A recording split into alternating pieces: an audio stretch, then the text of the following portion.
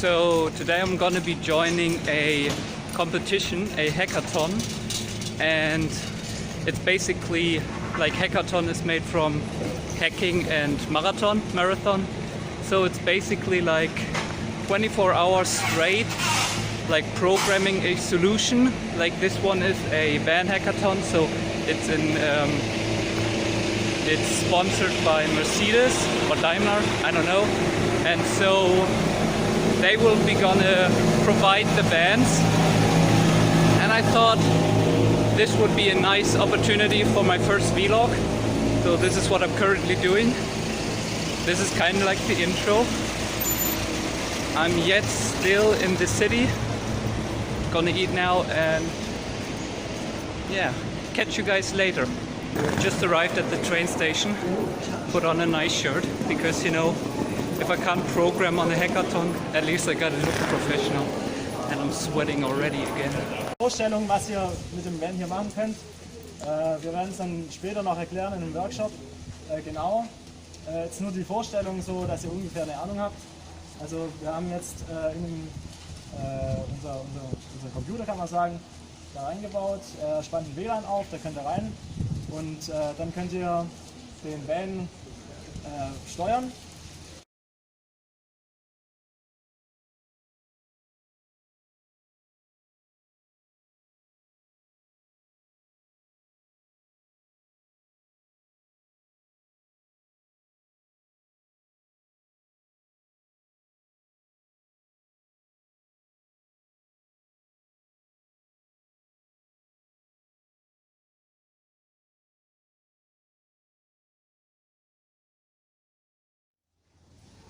Wie sehr muss der Van sozusagen mit ein... Also es muss irgendwas sein, was sozusagen den Van mit einbindet. Aber welche Bedingungen muss unsere Idee sozusagen erfüllen? Da könnt ihr euch eigentlich voll ausleben.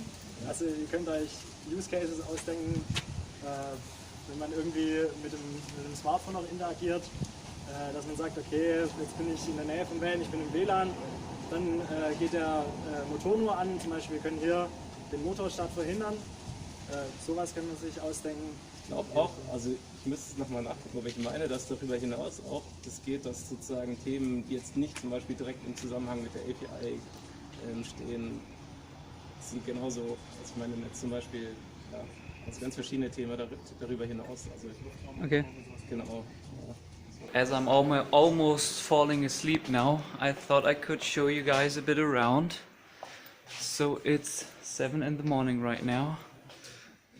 A few people are sleeping here. Nice.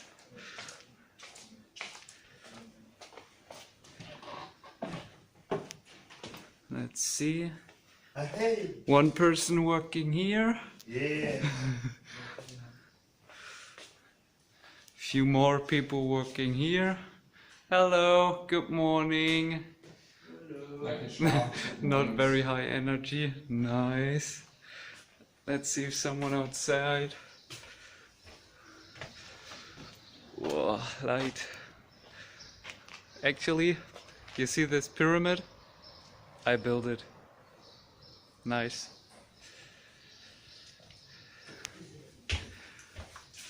Ah! Double cam. But that's VR. I don't have VR. Is there anything else to show? Here you see an abandoned room. I think like half of the people went home or something. I'm not sure. And here is the kitchen, kind of, with pizza, fruit, chips, but almost nobody used the chips. And here, I think this one is very important. And let's go to the room my team is. Here you can see 3 members of my team. One actually went home and 2 more people working. That's basically it.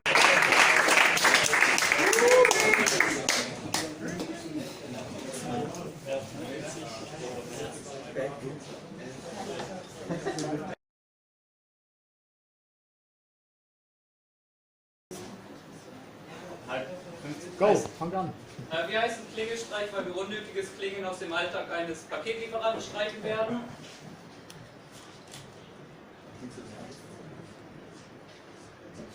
Genau, wir fangen damit an. Ich glaube, so einen schönen Zettel hat jeder schon mal im Briefkasten gefunden. Das ist nicht unbedingt die Postkarte, auf die man sich freut. Das ist aber tatsächlich nur eine Seite der Tragödie.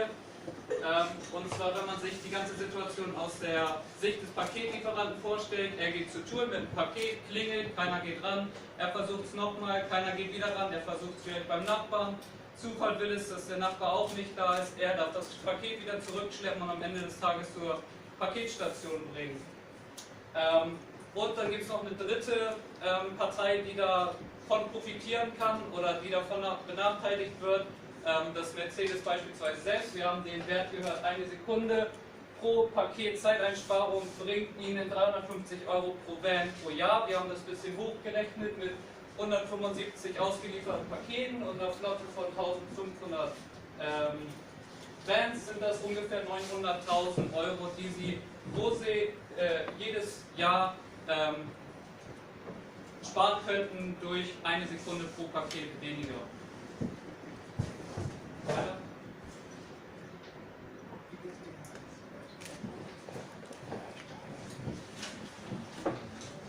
Wie lösen wir das Ganze? Wir haben eine App und wir verbessern die Kommunikation zwischen dem Lieferanten und den Kunden. Und die werden wir jetzt vorstellen.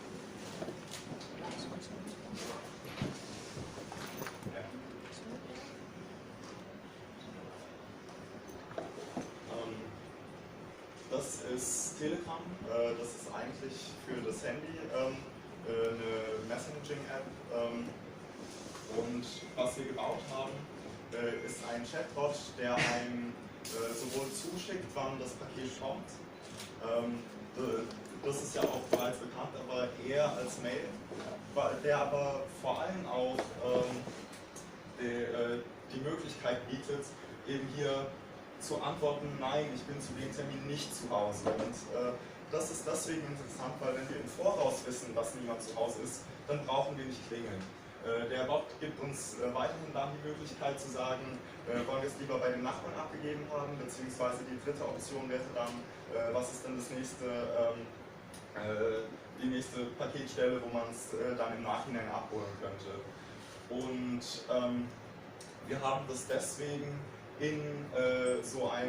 also als Chatbot in so einen Client reingemacht, weil wir denken, dass es für den User eine wichtige Sache ist eben auch, es ist ein Bot, also der Fahrer des Vans hat dadurch keine Zeiteinbußen, der muss eigentlich nichts machen. Das Einzige, da kommst du noch später drauf, oder? Ja. Ja, okay, dann höre ich an der Stelle auf. Vielleicht noch ganz kurz, was man hier noch sehen kann. Der Bot bietet einem auch bereits an, dass man einfache Fragen formulieren kann, die er beantworten kann. Also zum Beispiel, wo ist das Paket gerade? Da kann unser Bot bis jetzt unterscheiden zwischen, es wurde bereits ausgeliefert, es ist im Wagen oder es ist noch bei einer Packstation und es ist noch nicht losgeschickt. Und einfach solche leichten, einfachen Fragen kann man bereits stellen. Das Ganze ist state-basiert, also immer wenn wir eine Antwort geben, können wir damit den State des Programms beeinflussen, den merkt es sich und dementsprechend reagiert es auch auf zukünftige Fragen. Kannst du eventuell den Ventilator ausmachen, der fließt nämlich. Ja, okay, dann zurück zu dem Vorher.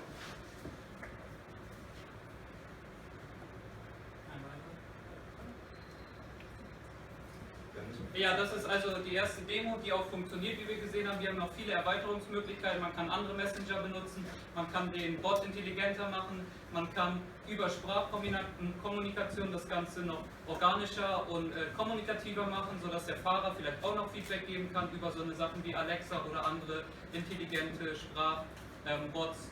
Und ja, also man kann das noch weit ausbauen, noch viele Ideen, die wir leider nicht umsetzen konnten heute. So what you just saw is all the content I had. I didn't vlog too much, also because I didn't want to annoy anyone working.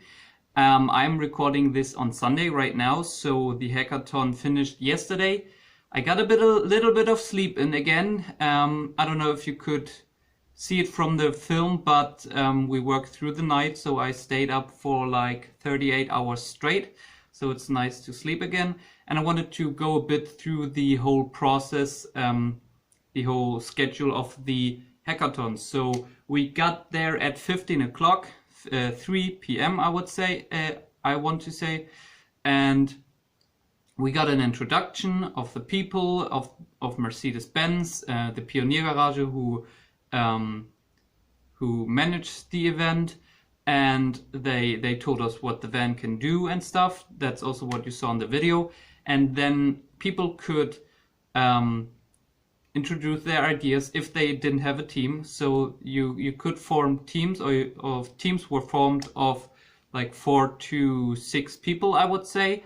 4 to 6 people, and except one team all went solo, so nobody had a team, so people could present their ideas to find people. And so the chatbot is an idea I had like a few hours before the event, so I presented my idea, and then I got to talk to people came to me.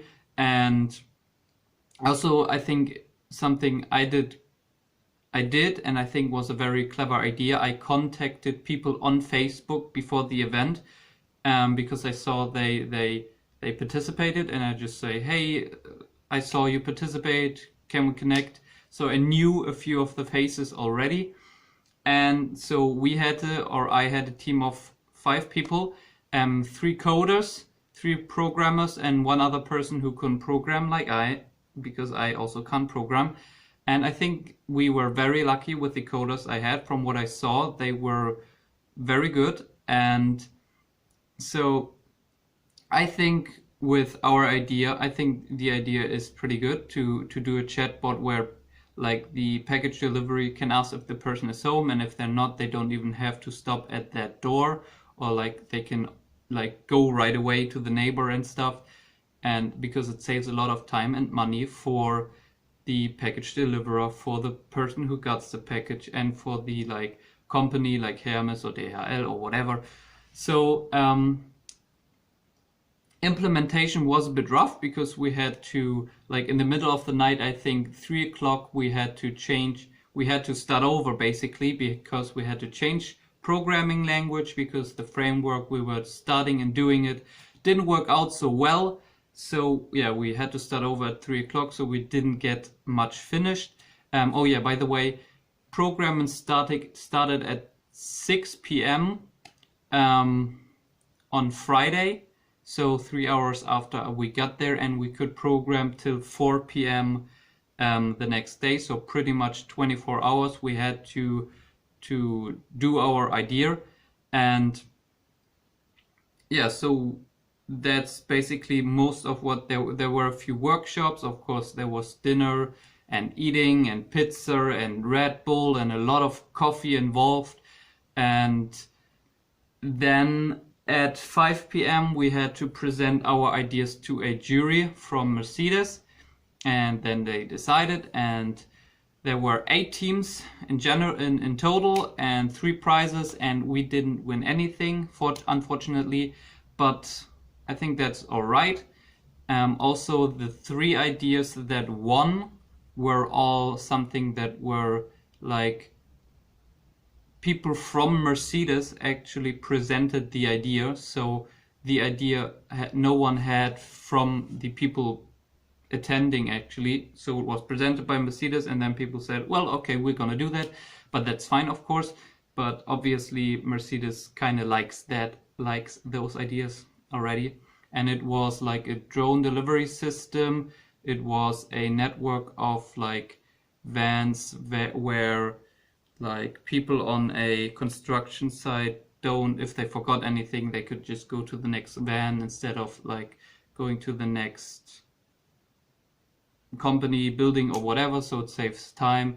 And it was a gamification to save fuel for van drivers, so like people who like drive very economically friendly get rewards. So that were the 3 winning ideas, and they were very good.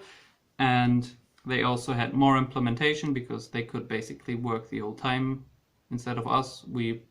Like I said, we had to pivot halfway in. That's the process. What did I learn? I met a lot of people. I learned like team management, like working under stress.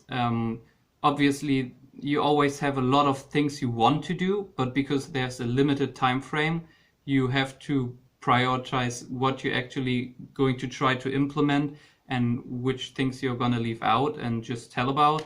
And then you also have to decide, like, when something's not working out, like how long are you going to try to make it work, and when are you actually going to say, all right, leave that, going to the next thing. So time management, project management, team management, just meeting new people, finding a group, discussing ideas.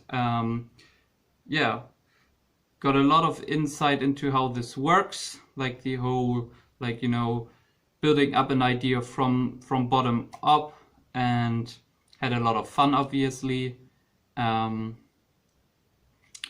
I think that's it. I will try to do more vlogs. Just tell me in the comments below what you think of this vlog and what you think about vlogs in general, what I could do better.